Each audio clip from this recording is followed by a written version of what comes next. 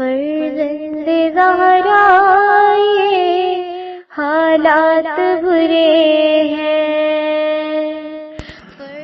کاشانۂ بصیرت ایک ایسا مکمل یوٹیوب چینل جس پر محروم بصارت کے لیے بالخصوص اور تمام افراد کے لیے بالعموم سینکڑوں کی تعداد میں اسلامی کتب دستیاب ہیں۔ لہذا گزارش ہے کہ آپ اپنی ذمہ داری نبھاتے ہوئے کاشانۂ بصیرت کو سبسکرائب کرنے کے ساتھ ساتھ بیل آئیکن کو پریس کیجیے تاکہ آپ علم کے حصول کے ساتھ ساتھ مذہب اہل بیت کی اشاعت میں بھی اہم کردار ادا کرتے رہیں۔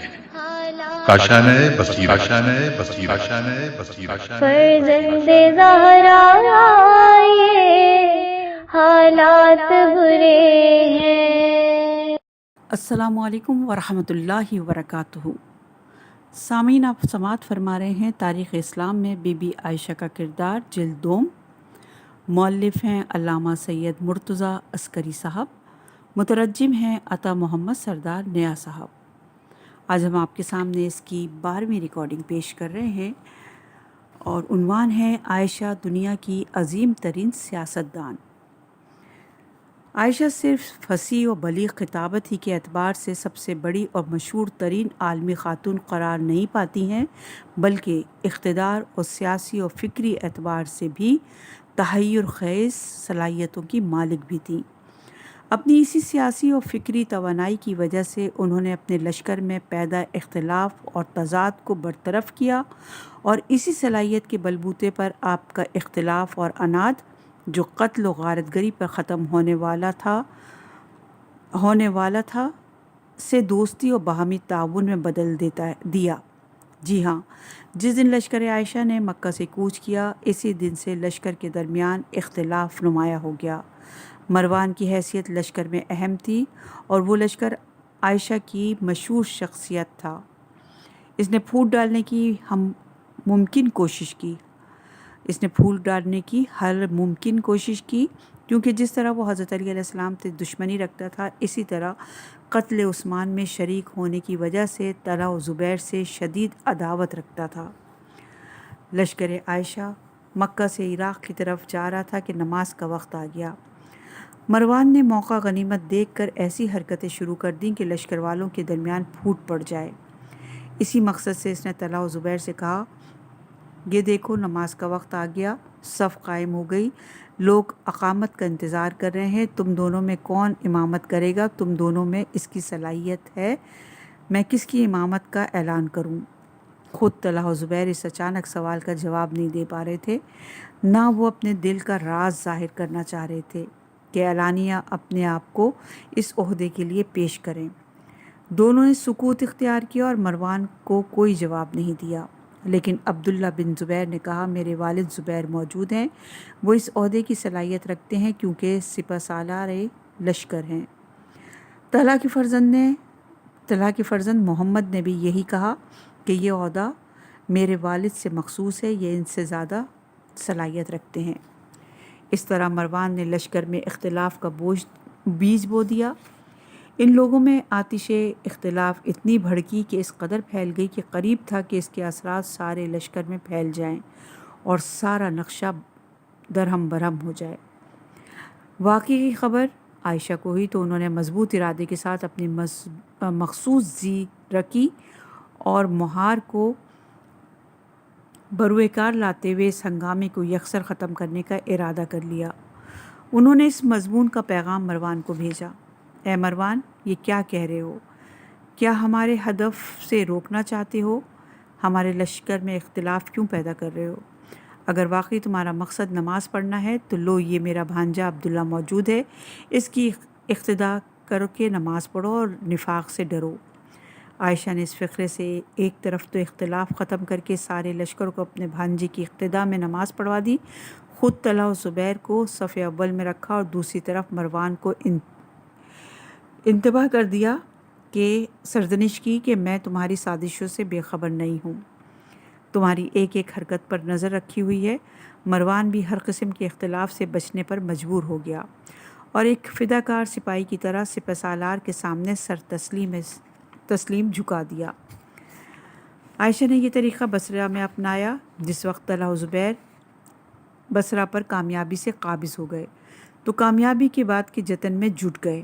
وہاں بھی مسئلہ امامت نماز میں باہم اختلاف پیدا ہو گیا۔ یہ کشمکش طول پکڑتی گئی یہاں تک کہ خود عائشہ نے مداخلت کی اور آسانی کے ساتھ فوراً رفع دفع کیا۔ اس خطرناک نتائج کا قلقمہ کرنے کے لیے دوسری طرف بھی اپنے بھانجے عبداللہ بن زبیر ہی کو پیش نمازی کے لیے معین کیا اور ایک سیاسی نکتے کا بھی اضافہ کیا کہ مکمل کامیابی حاصل کرنے کے بعد تمہارے امور انہی کے اختیار میں ہیں، مسلمانوں کی سرپرستی اور خلافت وہی معین کریں گی۔ اس نقطے سے یہ بات معلوم ہوتی ہے کہ عائشہ صرف یہی نہیں کہ خود کو تنہا امیر لشکر سمجھتی تھی بلکہ تمام مملکت اسلامیہ کی حکومت بھی اپنی ذات سے مخصوص قرار دیتی تھی، جسے چاہے حکومت سے سرفراز کر دیں اور جسے چاہے معزول کر دیں۔ عنوان ہے عائشہ کے معاشرتی اثرات۔ عائشہ کی ایک امتیازی خصوصیت یہ بھی تھی کہ انہیں معاشرے میں بے پناہ اثر و رسوخ حاصل تھا۔ اجتماع کے دل میں ان کا نفوذ تھا اور مسلمانوں کے قلب پر ان کی حکومت تھی۔ لوگ ان کے فرمان پر پوری توجہ دیتے تھے، دوسروں سے کہیں زیادہ ان کی پیروی کی جاتی تھی۔ معاشرے میں ان کی بھرپور اثر و رسوخ کی حالت یہ تھی کہ حکومت وقت بھی ڈرتی تھی، اس کے خلاف فتنہ اور ہنگامہ کھڑا کر سکتی تھیں۔ ان کی اس بے پناہ صلاحیت نے انہیں ہر بغاوت اور ہر جنگ میں مدد کی۔ بغاوت اور جنگ کو آگے بڑھانے اور کامیابی سے جو کفار کرنے میں گہرے اثرات ڈالے، تاریخ میں اس کے واضح شواہد موجود ہیں۔ نمبر 1، امیر المومنین حضرت علی علیہ السلام اپنے کو خون عثمان سے بری قرار دیتے تھے۔ واضح دلائل کے ساتھ قتل عثمان میں اپنے آپ کو غیر جانبدار ثابت کرتے تھے۔ آپ کے اس سلسلے میں دقیق بیانات ہیں۔ لوگ بھی اس کی پوری طرح اطلاع رکھتے تھے، لیکن اس کے باوجود آپ کی باتوں کو نہیں مانتے تھے۔ لیکن عائشہ اپنی باتوں سے حضرت علی علیہ السلام کو قتل عثمان میں شریک ہونے کا اعلان کرتی تھیں۔ ان کی اس بات کو لوگ جان و دل سے مانتے تھے، کہتے تھے کہ جی ہاں صحیح ہے، حالانکہ عائشہ لوگوں کو مغالطہ دیتی تھیں۔ یہ بہت بڑا ثبوت ہے اس بات کا کہ وہ حقائق کو بالکل پلٹ دینے کی صلاحیت رکھتی تھیں۔ نمبر 2، عائشہ کے فوجی جنگ جمل میں ان کے اونٹ کے گرد پروانہ وار گھیرا ڈالے ہوئے تھے۔ اسی اونٹ کو اپنا محور جنگ اور اپنی فتح کا قطب قرار دے رہے تھے۔ پروانہ وار اس کے گرد چکر لگا کر گا بجا رہے تھے، اے مسلمانوں، اپنی ماں عائشہ کی جان و دل سے مدد و نصرت کرو، ان کی حفاظت کرو۔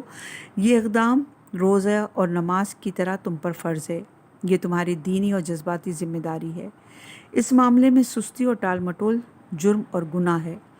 عائشہ کے لیے یہ جذبات انگیز ماحول اور لوگوں کا جوش احساس کا ثبوت ہے۔ دوبارہ پڑھتے ہیں اس لائن کو ہم۔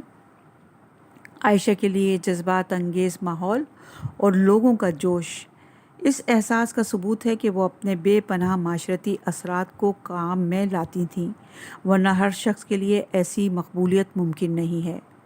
نمبر 3، معاشرہ اور قومی محاذ پر عائشہ کا یہی رسوخ تھا کہ وہ کعب بن ثور جیسے اہم قاض کو، جس کا بصرہ پر بڑا اثر تھا، گھر سے میدان جنگ میں کھینچ لائیں۔ اس کے ہاتھ میں اونٹ کی لجام تھما دی، اسے اپنی جنگ کا پہلا تبرک بنا دیا۔ نمبر 4، جنگ جمل میں قبیلہ ازد کے لوگ اونٹ کی مینگنی کو عطر کی طرح سونگھتے تھے، اس کی بدبو کو تمام قسم کی خوشبوؤں سے بہتر سمجھتے تھے۔ وہ چلا رہے تھے، ہماری ماں عائشہ کے اونٹ کی مینگنی سے کتنی اچھی عطر کی خوشبو بھبک رہی ہے۔ حالانکہ اس قسم کا والہانہ پن رسول خدا صلی اللہ علیہ وآلہ وسلم کے مرکب کے ساتھ بھی نہیں دیکھا گیا۔ نمبر 5، تمام جنگوں میں ایک پرچم ہوتا ہے، لیکن معمول کے خلاف جنگ جمل میں کوئی پرچم نہیں تھا۔ اس جنگ میں پرچم وہی اونٹ تھا جس پر عائشہ بیٹھی ہوئی تھیں۔ وہ لشکر کے آگے آگے چل رہا تھا جب تک یہ جاندار پرچم حرکت میں تھا، یعنی اپنے اعتدال کا تحفظ کرتے ہوئے کھڑا تھا۔ عائشہ کے تمام فوجی اپنی شکستوں کو خاطر میں نہیں لا رہے تھے، پہاڑ کی طرح حضرت علی علیہ السلام کے لشکر کے سامنے کھڑے تھے۔ زبیر نے جنگ سے کنارہ کشی اختیار کی، اس کا بھی فوج عائشہ پر کوئی اثر نہیں ہوا۔ طلحہ قتل ہوئے، عبداللہ بن زبیر زخمی ہو کر گر پڑے، ان باتوں کا لشکر عائشہ پر کوئی اثر نہیں ہوا۔ لیکن جیسے ہی عائشہ کا اونٹ کے پیر کٹے اور وہ زمین پر گرا، لشکر پر زبردست شکست کے آثار مرتب ہو گئے۔ تمام لشکر والے ادھر ادھر بھاگ نکلے۔ محترم سامعین، یہ تھی عائشہ کی سیاسی و معاشرتی حیثیت، نبوغ فطری اور حیرت ناک استعداد، میدان مارنے اور لوگوں کو مغالطہ دینے کی صلاحیت یہ تھی کہ عائشہ کی واقعی شخصیت اور روحانی شخصیت کا رخ، ان کا اخلاق جیسے گزشتہ صفحات میں پیش کیا گیا، لیکن واضح رہے کہ عائشہ اپنی اس محبر العقول اور عجیب شخصیت کے باوجود، جس نے کبھی ہار نہیں مانی، لیکن بڑی آسانی سے عبداللہ بن زبیر کے جھانسے میں آ گئیں۔ ابن زبیر سے انہوں نے کیا دھوکہ کھایا، اسے آئندہ آنے والی اس میں پیش کرتے ہیں۔ عنوان ہے قصہ عبداللہ بن زبیر کا۔ عائشہ کی نظر میں سب سے پیارا، عائشہ جس طرح اپنے روحانی اوصاف اور شخصیات اور خصوصیات میں اپنے زمانے کی مشہور ترین خاتون تھی، اپنے گھرانے اور اپنے اقوام قبیلے سے جس قدر شدید وابستگی رکھتی تھی، وہ بھی تاریخ میں لاجواب ہے۔ اپنے قوم، قبیلے اور گھرانے میں سب سے زیادہ عبداللہ بن زبیر سے اظہار محبت کرتی تھیں، جو ان کی بہن اسما کے بیٹے تھے۔ ایک خالہ کے بجائے ایک مہربان ماں کی طرح جو اپنے فرزند سے بہت زیادہ جذباتی لگاؤ رکھتی ہو، وہ عبداللہ کو ٹوٹ کے پیار کرتی تھیں۔ اسی حد سے زیادہ محبت کی وجہ سے اپنی کنیت عبداللہ رکھ لی تھی، لوگوں میں اسی کنیت سے مشہور بھی تھیں۔ اور یہ روایت اغانی جلد نمبر 9 صفحہ نمبر 142 پر ہے۔ حشام بن عروہ کا بیان ہے کہ میں نے نہیں دیکھا کہ جنگ کے موقع پر عبداللہ سے زیادہ کسی کی سلامتی اور کامیابی کے لیے خدا سے دعا کرتی ہوں۔ جنگ ختم ہونے کے بعد جب عبداللہ کے زندہ بچ جانے کی خبر سنائی گئی تو حد سے زیادہ خوش ہوئیں اور سجدہ شکر بجا لائیں۔ جس شخص نے سلامتی کی خوشخبری دی، اسے 10,000 درہم انعام دیے۔ عائشہ بیمار ہوئیں، سبھی بھانجے ان کے ارد گرد عیادت کے لیے موجود تھے، انہی میں عبداللہ بھی تھے۔ عبداللہ نے خالہ کو بستر بیماری پر نقاہت کی حالت میں دیکھا تو بے اختیار ان کے رخسار پر آنسو بہنے لگے۔ عائشہ نے سر اٹھایا، بھانجا رو رہا تھا تو وہ بھی پھوٹ پھوٹ کر رونے لگیں۔ روتے ہوئے کہا کہ اے عبداللہ، میرے لیے یہ بڑا سخت اور سنگین مرحلہ ہے کہ میں تم کو دکھی اور روتا ہوا دیکھ رہی ہوں۔ میرے لال، تم میرے پیارے اور خاندان میں سب سے پیارے ہو۔ میرے پیارے، میں واضح طور سے کہہ رہی ہوں کہ رسول خدا صلی اللہ علیہ وآلہ وسلم، ماں اور باپ کے بعد میں کسی ایسے کو نہیں جانتی جو مجھ سے زیادہ محبوب ہو۔ تم سے زیادہ میرے دل میں کسی نے محبت کی گنجائش پیدا نہیں کی ہے۔ اس کے بعد عائشہ نے وصیت کی کہ میری موت کے بعد مخصوص گھر اور حجرہ عبداللہ کو دیا جائے۔ اور یہ روایت تہذیب بن عساکر جلد نمبر 7 صفحہ نمبر 400، شرح نہج البلاغہ جلد نمبر 4 صفحہ نمبر 482 میں موجود ہے۔ عنوان ہے عبداللہ بن زبیر کی بنی ہاشم سے دشمنی۔ عبداللہ بن زبیر پر عائشہ کی اپنی شدید مہر و محبت کی بارش تھی، جبکہ وہ خاندان رسول کا انتہائی بدترین دشمن سمجھا جاتا تھا۔ وہ اہل بیت علیہ السلام سے کینہ و عداوت کے ماحول میں پلا بڑھا، اس طرح اس کی رگ رگ میں اہل بیت سے عناد بھر گیا تھا۔ عبداللہ جوان ہوا اور اس نے ہاتھ پاؤں پھیلائے تو حضرت علی علیہ السلام سے کچھ اسے شدید دشمنی تھی۔ اپنے باپ زبیر کو علی کی دشمنی سے بھر دیا۔ زبیر اپنے فرزند ہی کی وجہ سے اپنے بھائی علی کے دشمن ہو گئے، جبکہ وہ ان کے خالہ زاد بھائی تھے۔ دشمنی اس قدر بڑھ گئی کہ وہ علی کے دشمنوں کی صف میں ہو گئے اور جنگ و جدال پر آمادہ ہو گئے۔ خود حضرت علی علیہ السلام نے بھی اس واقعے سے پردہ اٹھاتے ہوئے فرمایا، زبیر ہمارے دوست اور طرفدار تھے، یہاں تک کہ وہ ہمارے خاندان کے فرد سمجھے جاتے تھے۔ یہاں تک کہ ان کا منحوس اور نالائق بیٹا عبداللہ جوان ہوا، پھر تو زبیر ہمارے سخت ترین دشمنوں اور مخالفوں میں سمجھے جانے لگے۔ یہ روایت شرح نہج البلاغہ کی جلد نمبر 44 صفحہ نمبر 360، تہذیب کی جلد نمبر 7 صفحہ نمبر 373، استیاب میں بھی موجود ہے۔ عبداللہ کی اہل بیت سے دشمنی اتنی تھی کہ 40 ہفتے تک متواتر نماز جمعہ کے خطبے میں رسول خدا صلی اللہ علیہ وآلہ وسلم کا تذکرہ اور صلوات سے باز رہے۔ جب ان سے صلوات روکنے پر اعتراض کیا گیا تو جواب دیا کہ مجھے رسول خدا صلی اللہ علیہ وآلہ وسلم کے ذکر اور صلوات سے انکار نہیں ہے، لیکن چونکہ وہ لوگ جو اپنے کو خاندان رسول سے سمجھتے ہیں وہ ذکر رسول سے فخر و مباحات کرتے ہیں، ان کی ناک رگڑنا چاہتا ہوں اور ان کا فخر و مباحات جو کرتے ہیں ان کی ناک رگڑنا چاہتا ہوں اور ان کا فخر و مباحات ختم کرنا چاہتا ہوں۔ میں مسلسل صلوات سے پرہیز کروں گا، خطبے میں رسول خدا صلی اللہ علیہ وآلہ وسلم کا نام نہیں لوں گا۔ اس واقعے کو عمر بن شبہ اور ابن کلبی، اوقدی اور دوسرے تمام مورخوں نے لکھا ہے۔ محمد بن حبیب، ابو عبیدہ اور معمر بن مثنی عبداللہ کا جواب یوں نقل کرتے ہیں کہ انہوں نے لوگوں کے اعتراض پر کہا کہ تم لوگوں کے درمیان رسول خدا صلی اللہ علیہ وآلہ وسلم کے کچھ خاندان والے ہیں جو نااہل ہیں۔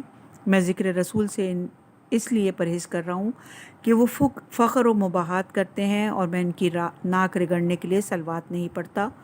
خود ابن زبیر نے عبداللہ بن عباس سے کہا کہ 40 سال تک تمہارے خاندان کی عداوت میرے دل میں جاگزی ہے، میں اسی دشمنی کو اپنے سینے میں چھپائے رہا۔ اور یہ روایت مروج الذہب جلد نمبر 1 صفحہ نمبر 73، شرح نہج البلاغہ جلد نمبر 1 صفحہ نمبر 354 پر موجود ہے۔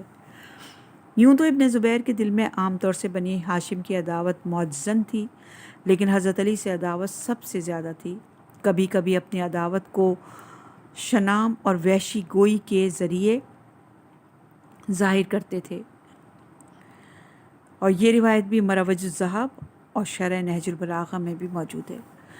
بنی ہاشم اور اہل بیت سے ان کی دشمنی کا نمونہ یہ واقعہ بھی ہے کہ محمد بن حنفیہ، عبداللہ بن عباس، حسن مثنیٰ بن امام حسن کے علاوہ 17 افراد بنی ہاشم کو مکہ سے ایک تنگ و تاریک درے میں، جسے درہ بنی ہاشم کہا جاتا تھا، اس میں قید کر دیا گیا۔ پھر حکم دیا کہ ڈھیر ساری لکڑیاں درے کے دہانے پر جمع کرو۔ جس دن تک ان لوگوں کو مہلت دی گئی تھی اسی سب کو جلا دیا جاتا۔ مختار کو اس واقعے کی اطلاع ہوئی تو انہوں نے 4000 جنگجوؤں کو تیار کر کے حکم دیا جس قدر سرعت کے ممکن ہو پہنچ کر بنی ہاشم کو ابن زبیر کے الاؤ سے نجات دو۔ اس واقعے کو تمام مورخین نے اسی طرح نقل کیا ہے، لیکن ابو الفرج نے ابن زبیر کی بنی ہاشم کے افراد سے شدید عداوت کی اس طرح تشریح کی ہے کہ عبداللہ بن زبیر کو بنی ہاشم سے شدید اور گہری دشمنی لمبے زمانے سے تھی۔ ان کی قسم کی تہمت اور برائی سے باز نہیں آتا تھا۔ دوبارہ پڑھتے ہیں کہ وہ کسی قسم کی تہمت اور برائی سے باز نہیں آتا تھا، لوگوں کی ان کی عداوت پر ابھارتا رہتا تھا اور ہمیشہ ان لوگوں کے درمیان فتنہ و فساد برپا کرنے پر آمادہ رہتا تھا۔ برسر ممبر کبھی اشارے میں اور کبھی صاف لفظوں میں ان کی مذمت کرتا تھا۔ بعض موقع پر ابن عباس اور دوسرے معززین بن ہاشم نے اس کا جواب دے کر اس کی ناک بھی رگڑی۔ ابو الفرج آگے لکھتا ہے کہ ابن زبیر نے ایک مرتبہ موقع پا کر محمد حنفیہ اور دیگر سرکردہ بنی ہاشم کو اسیر کر کے زندان اعظم میں قید کر دیا۔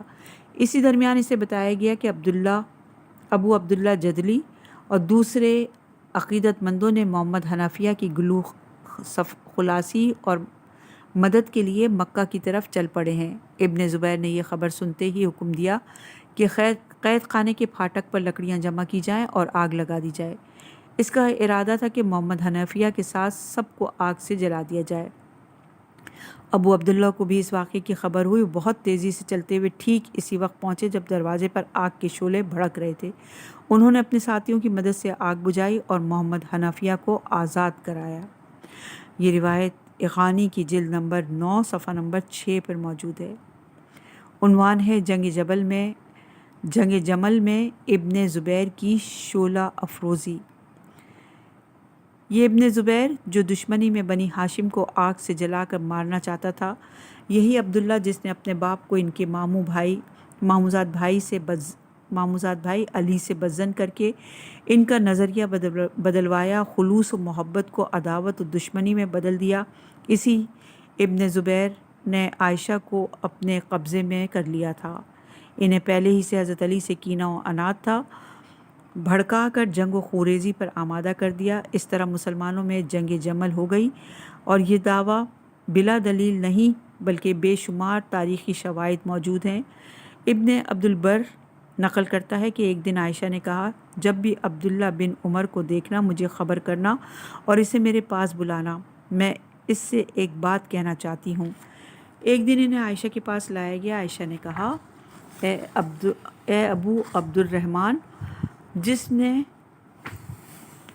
دن میں نے بصرہ کا ارادہ کیا تھا، تم نے مجھے اس سفر سے منع کیوں نہیں کیا؟ انہوں نے عائشہ کا جواب دیا، اے عائشہ، اس دن آپ عبداللہ بن زبیر جیسے لوگوں کے قبضے میں تھیں۔ آپ کے خیال پر ان کا خیال اس طرح مسلط تھا کہ آپ کو ان کے خلاف سوچنے کی اور مخالفت کرنے کی طاقت نہیں تھی۔ ان کے مقابلے میں میری بات کا آپ پر کوئی اثر نہ ہوگا، آپ میرے منع کرنے سے ہرگز نہ مانتی۔ عائشہ نے کہا، جو ہونا تھا ہو گیا، لیکن سمجھ لو کہ اگر تم منع کرتے تو میں ہرگز اقدام نہ کرتی، اپنے گھر اور اپنے شہر سے باہر نہ نکلتی۔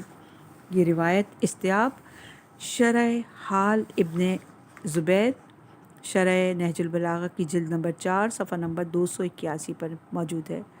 امیر المومنین نے بھی شروع جنگ جمل میں عائشہ کو یہ خط لکھا تھا کہ عائشہ، کہیں تمہیں بن زبیر اور خاندان کے فرد طلحہ سے شدید محبت ایسی راہ پر نہ ڈال دے جس کا نتیجہ عذاب جہنم ہو۔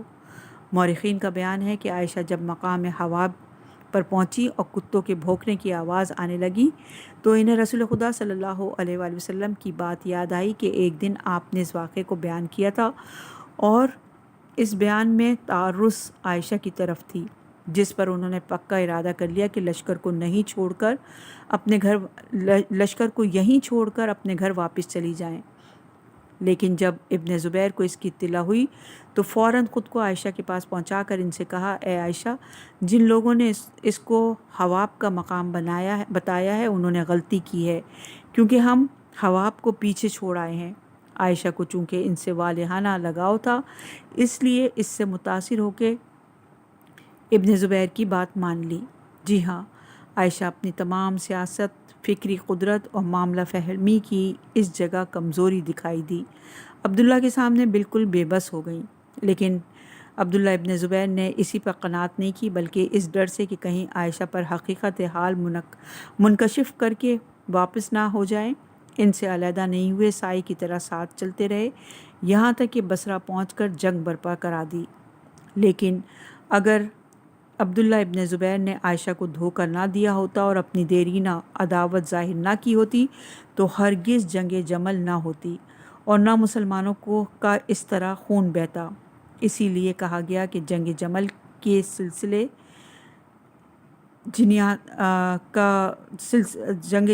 جمل کا سلسلہ ابن زبیر کی طرف ہے۔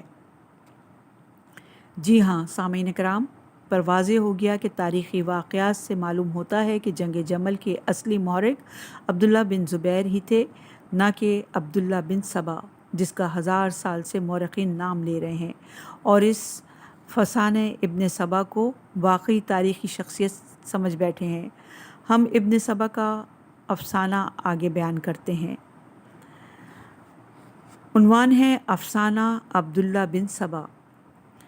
یہاں ہم نے جو جنگ جمل کے حالات لکھے ہیں ان کا مدرک اور اعتماد اور احادیث اور روایات تھیں جن پر تمام مورخوں کو اعتماد سے ہم نے اس تجزیہ و تحلیل میں جن کتابوں سے مطالب لیے ہیں ان کے تمام رویوں کو علماء رجال نے توثیق کی ہے اور ان کی باتوں کی تائید و تصدیق کی ہے، لیکن ان معتبر تاریخی روایات اور اصیل سرچشموں کے مقابل ایسی روایت بھی پائی جاتی ہیں جن کا تمام سرا ایک جھوٹے اور جعلی شخص کے ہاتھ میں ہے۔ جی ہاں، ان جھوٹی روایتوں کے لیے حدیث سازی کے کارخانے سے ایک شخص باہر نکلتا ہے جسے تمام علماء رجال اور تذکرہ نگاروں نے جھوٹا، زندیق اور بے دین کہا ہے، لیکن اس کے باوجود قلمکاروں اور مورخوں نے ان جھوٹی روایات کو بعد میں آنے والوں کے لیے اپنی کتابوں میں درج کیا۔ واضح لفظوں میں کہا جائے کہ ان تمام جعلی روایات کا سلسلہ اور جعلی روایتوں کو گڑھنے والے کا نام سیف بن عمر تمیمی کوفی ہے، جسے بیان کیا جاتا ہے کہ اس نے لگ بھگ 170 ہجری میں وفات پائی۔ اس نے اپنے دوران زندگی میں جھوٹی روایات اپنی طرف سے گڑھی اور ڈھیر ساری داستانیں کتب تاریخ کے حوالے کر دیں۔ انہی میں یہ کہ سیف بن عمر نام کا جھوٹا اور حدیث ساز راوی اپنے خیالی کارخانے سے پیدا کیا، پھر اسے لباس ہستی پہنا کر واقعات کا جامہ چڑھایا گیا۔ اس کا نام اس نے عبداللہ بن سبا رکھا۔ جی ہاں، عبداللہ بن سبا کی حیثیت ایک خیالی شخص سے زیادہ نہیں ہے۔ خداوند عالم نے ایسے شخص کو ابھی تک پیدا ہی نہیں کیا۔ ان خصوصیات و صفات کا مرد ابھی دنیا میں آیا ہی نہیں۔ اس کی تخلیق سیف بن عمر نے کی ہے، جس کی فکر، بناوٹ اور خیال سازی میں بڑی مہارت رکھتی تھی۔ اس نے یہ حرکت اس لیے کی تاکہ ہر قسم کا جھوٹ اور افسانہ اس کے نام سے شائع کر دیا جائے کہ جھوٹ اپنے ہاتھ پاؤں پھیلاتا رہے، دروغ سازی کا دروازہ کھلا رہے۔ سیف بن عمر نے اپنی جال ساز فکر کے سہارے عبداللہ بن سبا کو پیدا کیا، پھر جہاں گنجائش دیکھی اپنی طرف سے داستان عجیب گڑھ کر اس کے سر تھوپ دی۔ ساری باتیں خیالی عبداللہ بن سبا کے نام سے مسلمانوں کے درمیان مشہور کر دیں۔ ایسا ہی اس کا ایک افسانہ بطور خلاصہ یہ ہے کہ سیف بن عمر کا بیان ہے کہ یمن کی صنعا سے عبداللہ یمن سبا نام کا ایک شخص عثمان کے زمانے میں نمودار ہوا، جسے ابن سودا بھی کہا جاتا ہے۔ اس نے اپنے اسلام کا اظہار کیا، لیکن حقیقت میں وہ یہودی تھا، یعنی دو آشتا تھا۔ خود وہ شخص انتہائی مکار اور ہیلہ گر تھا۔ اس نے اسلامی معاشرے میں فتنہ و فساد برپا کرنے کا ارادہ کیا تاکہ دو پارٹی بنا کر اسلامی طاقت کو توڑا جائے، اتحاد پارا کیا جائے۔ اسی مقصد سے اس نے اسلام قبول کیا اور مسلمانوں کو دھوکہ دیا۔ اس کے بعد اپنے اس خطرناک منصوبے پر کام کرنا شروع کر دیا۔ اس نے اہم اسلامی شہروں کا سفر کیا، مدینہ، مصر، شام، کوفہ، بصرہ دندناتا پھرتا رہا۔ وہ ان شہروں میں ایک بشارت دہندہ کی حیثیت سے لوگوں کے سامنے اپنے آپ کو نمایاں کرتا رہا۔ اس نے مسلمانوں کو خوشخبری سنائی کہ رسول خدا صلی اللہ علیہ وآلہ وسلم رجعت فرمائیں گے، وہ بہت جلد زندہ ہو کر لوگوں کے درمیان تشریف لائیں گے۔ اسی ضمن میں اس نے لوگوں کو یہ بھی تلقین اور تبلیغ کی کہ رسول اللہ کے بلا فصل جانشین اور وسیع حضرت علی علیہ السلام ہیں۔ عثمان نے ان کا حق غصب کر لیا ہے، مکاری کر کے ان کا حق خلافت ہڑپ کر لیا۔ عبداللہ بن سبا نے بظاہر اپنا میلان حضرت علی کی طرف دکھایا، ان کی طرفداری کی۔ اکثر اصحاب رسول مسلمان اس کے فریب میں آ گئے اور اس کی باتیں مان لیں۔ عمار یاسر، ابو زبیر، ابو حذیفہ، محمد بن ابی بکر، مالک اشتر، حجر بن عدی جیسے بزرگ ترین اور مشہور اصحاب و تابعین ان سے دھوکہ کھانے والوں میں سرفہرست ہیں۔ یہ لوگ اس کی پیروی کرنے لگے، اس کے گرد جمع ہو گئے۔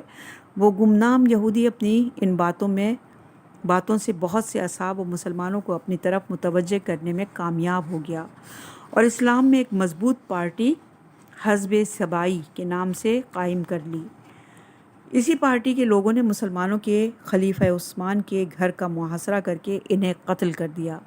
جی ہاں، سیف بن عمر کے خیال کے مطابق عبداللہ بن سبا یہودی نے مکاری دکھا کر مسلمانوں کی صفوں میں شامل ہو گیا اور بظاہر اپنے کو حضرت علی کا طرفدار مشہور کر کے مشہور اصحاب رسول پر مشتمل ایک سبائی پارٹی بنا کر مسلمانوں کے خلیفہ کو قتل کر دیا۔ سیف بن عمر نے اپنے اس تخلیقی افسانے میں تاریخی حوادث کو آگے بڑھاتے ہوئے جنگ جمل کی بات چھیڑ دی۔ وہاں اس نے اپنے اخلاق اپنے خلاق دماغ سے ایک دوسرے عبداللہ بن سبا کو پیدا کیا جس کا نام قعقاع بڑا قاف عین قاف الف عین قعقاع بن عمرو رکھا اور اسے صحابی رسول بھی بتایا۔ اس شخص کے ذمے اس نے سفارتی کام لگاتے ہوئے اس کا نام کبوتر صلح رکھا۔ یہاں سے پھر اپنا کام شروع کرتے ہوئے بات آگے بڑھاتا ہے۔ جنگ جمل میں قعقاع بن عمرو صلح صفائی کی بہت کوشش کی، لیکن حضرت علی سے ملا اور کبھی عائشہ سے ملاقات کی اور کبھی طلحہ و زبیر سے ملاقات کر کے انہیں صلح کی دعوت دی، انہیں جنگ و خوریزی سے ڈرایا۔ آخرکار وہ کبوتر صلح قعقاع اپنے مقصد میں کامیاب ہو گیا، جس کی کوشش نے دونوں لشکر کو صلح پر آمادہ کر لیا اور دونوں طرف کی چھاونی میں سکون پیدا ہو گیا۔ عبداللہ بن سبا اور اس کے ماننے والے سبائی اس صلح کے نتیجے سے سخت تشویش میں مبتلا ہو گئے۔ انہیں اپنے مجوزہ تخریبی کاری کا نقشہ خراب ہوتے دیکھ کر بڑی تکلیف ہوئی۔ انہوں نے رات کی تاریکی میں ایک جگہ جمع ہو کر مشورہ کیا اور اس صلح کو پارا پارا کرنے کے لیے ایک منصوبہ تیار کیا۔ خود عبداللہ بن سبا جو اس داستان کا ہیرو ہے، اس نے نقشہ یوں مرتب کیا کہ اس کی پیروی کرنے والے دو حصوں میں تقسیم ہو جائیں۔ ایک گروہ حضرت علی کے لشکر میں چلا جائے اور اپنے آپ کو اس کا سپاہی بتائے، اور دوسرا گروہ عائشہ کے لشکر سے چپک جائے اور وہ عائشہ کا طرفدار بتائے، اور ایک معین وقت میں اندھیری رات کو ایک دوسرے پر حملہ ور ہو جائیں اور یہ شور مچاتے ہوئے کہ ادھر سے حملہ ہو گیا۔ اس طرح ناگہانی طور سے جنگ کی آگ بھڑک اٹھے گی اور جو صلح قعقاع کے ذریعے طے پا گئی ہے جنگ میں بدل جائے گی۔ اس تخریب کار گروہ نے عبداللہ بن سبا کی تجویز کو پسند کیا اور خوشی خوشی اسے مان لیا اور اندھیری رات میں اس کو بڑے اچھے ڈھنگ سے نافذ کر دیا۔ اس طرح دونوں لشکر کے افسران کے میلان کے خلاف بغیر اطلاع کے مسلمان ایک دوسرے کے خلاف بھڑک اٹھے اور آتش جنگ خاموش ہونے کے بعد دوبارہ شعلہ ور ہو گئی۔ اس طرح تخریب کار عبداللہ بن سبا کی پارٹی نے مسلمانوں کے درمیان جنگ جمل کرا دی۔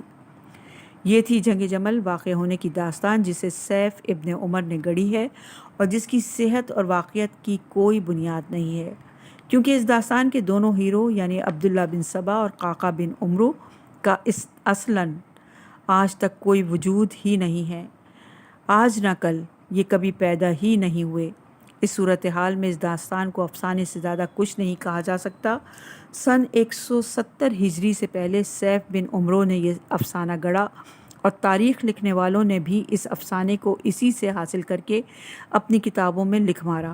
اس طرح بتدریج جیسے جیسے زمانہ گزرتا گیا اس کو واقعی تاریخ کی حیثیت سے شہرت حاصل ہو گئی، بعد میں اسے معتبر کتابوں میں بھی جگہ ملتی گئی۔ اس طرح سامعین نے اس حادثے کے مقابل گڑھے ہوئے واقعے کو یہ سوچ کر مان لیا کہ مشہور کتابوں میں لکھا ہوا ہے، اور اب تو انہیں ذرا سا بھی شک نہیں ہوتا اور اس کی واقعیت میں وہ شک بھی نہیں کرتے۔ چنانچہ زیادہ تر اسلامی مورخین اور متشرقین نے بھی اس حقیقت سے واقف نہیں کیا کہ یہ داستان افسانے سے زیادہ نہیں، اور اس افسانے کا تخلیق کار جھوٹے سیف بن عمر کے علاوہ کوئی نہیں۔ عنوان ہے واقعے کا سرا اکیلے سیف کے ہاتھ میں ہے۔ مذکورہ داستان کا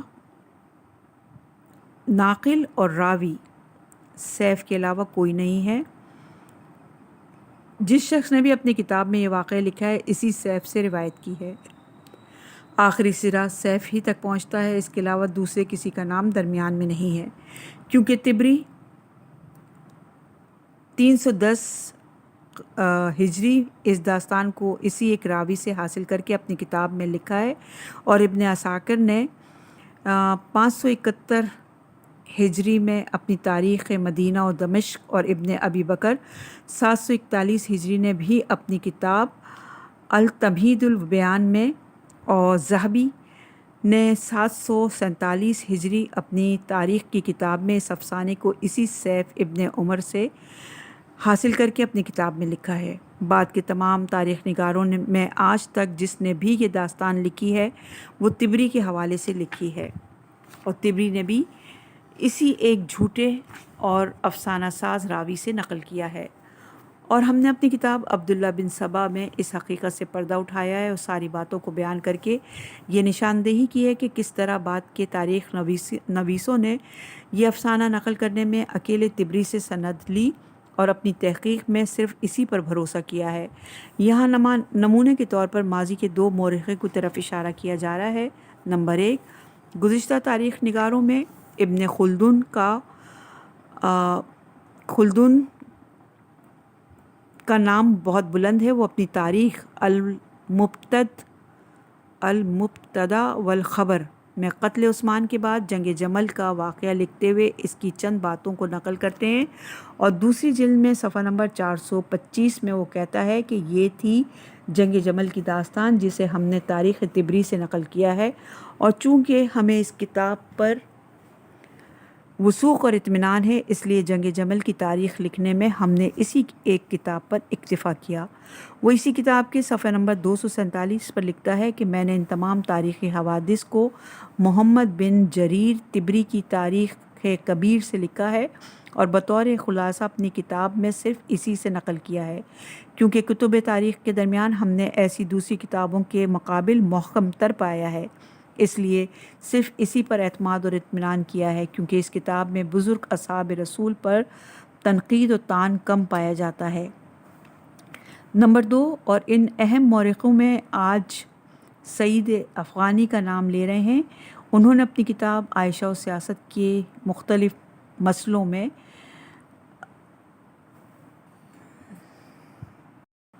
اس جھوٹی داستان ان تاریخی حوادث کے نقل میں نے تاریخ طبری پر اعتماد کیا اور تاریخی مطالب کو صرف اسی سے حاصل کیا ہے، کیونکہ تاریخ طبری دوسری تمام کتابوں کے مقابل حوادث تاریخی کے عہد سے نزدیک ہے اور تاریخی تالیف کی حیثیت سے بھی تمام کتب تاریخ پر مقدم ہے۔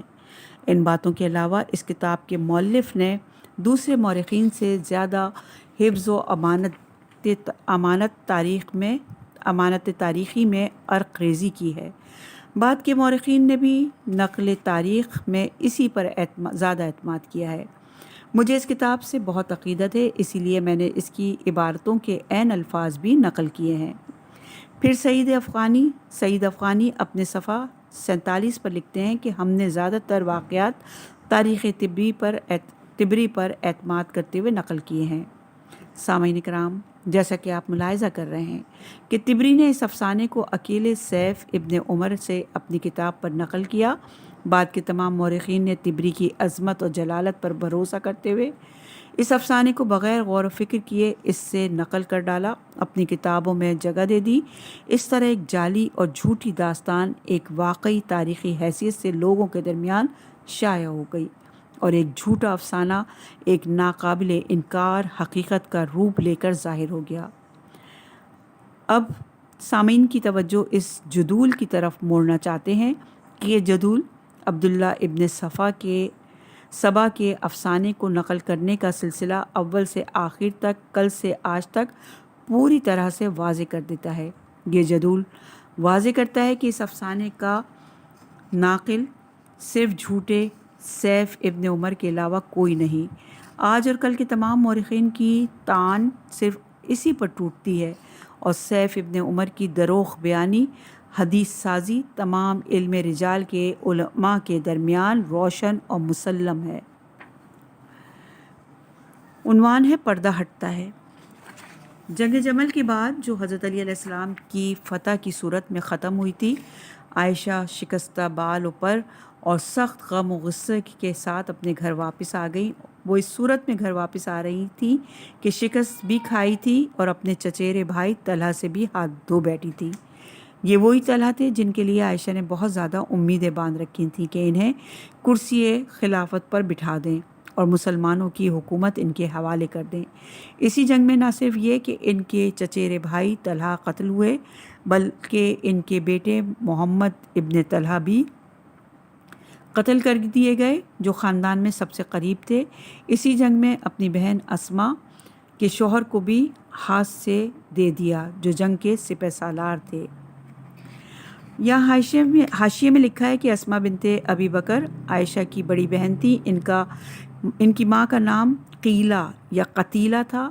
اسما کو ذات ناسقین بھی کہتے ہیں، یعنی دراز بند والی، کیونکہ انہوں نے رسول اللہ صلی اللہ علیہ وآلہ وسلم کی ہجرت کے دن اپنی کمر کا پٹکا آدھا پاڑ کر رسول اللہ صلی اللہ علیہ وآلہ وسلم کے سفر کا کھانا باندھا تھا۔ وہ زبیر کی زوجہ تھیں، جن سے 3 بیٹے عبداللہ، عروہ اور منظر۔ اس کے بعد زبیر نے انہیں طلاق دے دی۔ ان کے فرزند عبداللہ 73 ہجری میں قتل کیے گئے، حالانکہ اسما زندہ تھیں۔ اسی کے چند روز بعد 100 سال کی عمر میں اسما وفات پا گئیں۔ اسد غائبہ میں کی جلد نمبر 5 صفحہ نمبر 268 پر یہ روایت موجود ہے۔ یہ وجہ تھی کہ جنگ ختم ہونے کے بعد ڈھیر سارا دکھ درد لیے حیرت و ندامت کے ساتھ کہ ہم نے نصیحتوں پر توجہ کیوں نہ کی، خیر خواہوں کی باتیں کیوں نہ مانی، وہ اپنے گھر واپس آ گئیں۔ وہ اس حالت میں مدینے واپس آئیں کہ ان کا سینہ حضرت علی علیہ السلام کے خلاف کینہ اور عناد سے بھرا ہوا تھا، جیسے دیگچی میں پانی جوش مارتا ہے۔ لیکن اس کے سوا کوئی چارہ نہیں تھا کہ جب تک حضرت علی علیہ السلام زندہ ہیں اور مسلمانوں کی قیادت کر رہے ہیں، اپنی تمام دشمنی کو اپنے سینے میں چھپائے رہیں اور ایک وقت تک کے لیے اپنے سینے کو خاص کر بنائے رکھیں۔ اسی وجہ سے جس وقت حضرت علی علیہ السلام کی موت کی خبر ان کے کان میں پڑی تو سجدہ شکر بجا لائیں اور بہت زیادہ خوش اور مسرت کا مظاہرہ کرتے ہوئے یہ شعر پڑھے: علی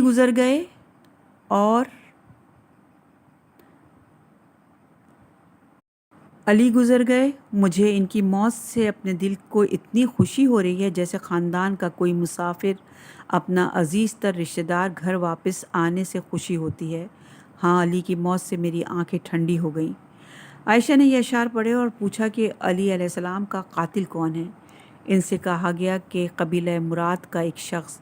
یہ سن کر عائشہ نے یہ اشعار پڑھے: وہ علی اگرچہ موت کے وقت ہم سے دور تھے، لیکن اس جوان کو زندہ باد جس نے ہمیں موت کی خوشخبری سنا کر ہمیں خوش کر دیا۔ جسے ان شعروں کی خبر سلمہ کی بیٹی زینب کو ہوئی تو انہوں نے عائشہ پر اعتراض کیا اور کہا: اے عائشہ، کیا تم حضرت علی علیہ السلام جیسے عظیم انسان کے لیے یہ بیہودہ باتیں بک رہی ہو؟ کیا تم ان کے قتل کی خبر کو مسرت کی خبر سمجھتی ہو؟ عائشہ نے معذرت کرتے ہوئے کہا: میں ذرا سٹیا گئی تھی، جب بھی ایسی حالت ہو تو مجھے چونکا دیا کرو۔ ابو الفرج اصفہانی کے مطابق عائشہ نے زینب کا یہ جواب یہ شعر پڑھ کے دیا: ہمارے درمیان یہ رسم تھی کہ ہم دوستوں کو القاب اور بہت تعریف کے ساتھ یاد کرتے تھے، ان کی مدح میں قصیدے اور اشعار پڑھتے تھے، لیکن وہ زمانہ بیت گیا، وہ وقت گزر گیا۔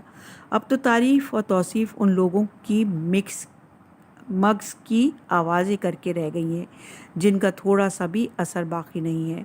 عائشہ کا مطلب یہ تھا کہ یہ دشمنی، عداوت اور کینے جو عائشہ سے مختلف اوقات میں علی کے بارے میں ظاہر ہوئے، ان سے بہت سے راز نہائی ظاہر ہوتے ہیں۔ عنوان ہے: حضرت علی علیہ السلام، فرزند علی علیہ السلام سے عائشہ کی عداوت۔ عائشہ کی عداوت صرف حضرت علی علیہ السلام سے ہی مخصوص نہیں تھی، بلکہ اس کی جڑیں بہت عمیق اور بہت وسیع تر تھیں۔ اس کا دائرہ حضرت علی علیہ السلام کے پورے خاندان میں پھیلا ہوا تھا۔ مورخین لکھتے ہیں کہ عائشہ حضرت علی علیہ السلام کے فرزند حسن اور حسین سے پردہ کرتی تھیں اور ان سے نامحرموں کا سا برتاؤ کرتی تھیں۔ حالانکہ ابن عباس ان پر اعتراض کرتے ہوئے کہتے تھے کہ حسن اور حسین کو عائشہ سے محرم ہونے کی حیثیت حاصل ہے۔ ابن سعد نے عائشہ کے سلوک کو نقل کرنے کے بعد کہا کہ ابو حنیفہ اور مالک سے نقل کیا کہ ہر شخص کی زوجہ اپنے فرزندوں کی نسبت سے خاندان کے دوسرے افراد کے مقابل اور اسی طرح اس کی بیٹی کے بیٹوں کی نسبت محرم رہیں گے، اور ان میں سے کسی کو اس عورت سے شادی کی اجازت نہیں ہے۔ اب یہ مسئلہ تمام مسلمانوں کا متفقہ مسئلہ ہے، اور ہم یہ کہتے ہیں کہ یہ مسئلہ جو تمام مسلمانوں میں متفقہ ہے، اور ابن عباس، ابو حنیفہ اور مالک بھی اسی کے قائل ہیں۔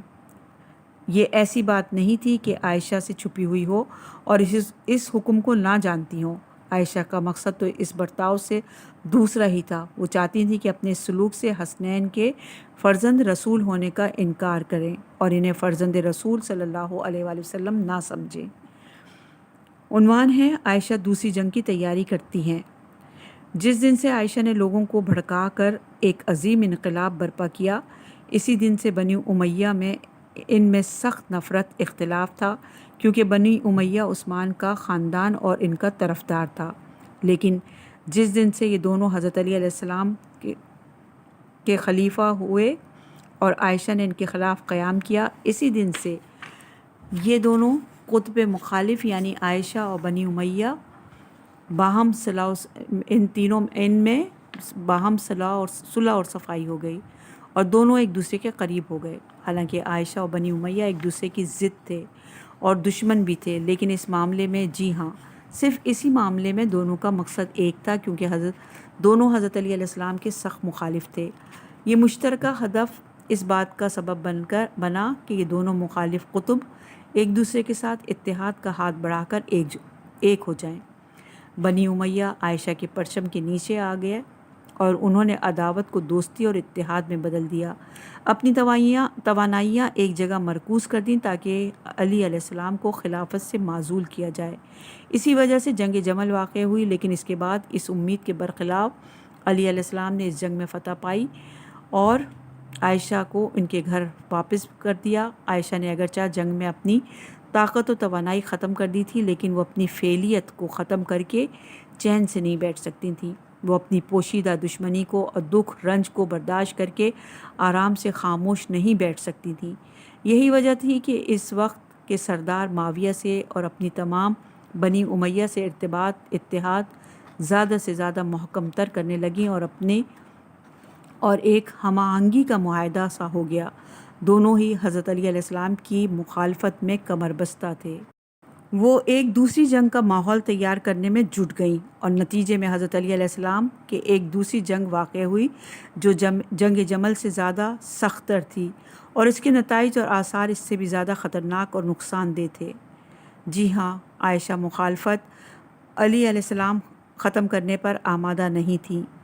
انہوں نے جنگ جمل کے بعد ایک سرد جنگ چھیڑ دی۔ یہ زبان کی جنگ تھی، جو جنگ حضرت علی علیہ السلام کے قتل ہونے کے بعد بھی ختم نہیں ہوئی اور اس کا دائرہ عائشہ کی آخری سانسوں تک پھیلتا رہا۔ ہاں، جب تک عائشہ زندہ تھی حضرت علی علیہ السلام کے خلاف حدیث سازی کی جنگ تھی۔ وہ بڑے افسوس کے ساتھ کہنا پڑتا ہے کہ اس جنگ کے نقصانات آج تک تاریخ اسلام میں جاری ہیں اور صدیوں تک بھی اس جنگ کے آثار دامن اسلام سے ختم نہیں ہوں گے۔ معاویہ جو ہمیشہ حضرت علی علیہ السلام سے برسر پیکار رہا اور انہوں نے اس راہ میں اپنی تمام طاقت و قوت کو صرف کیا،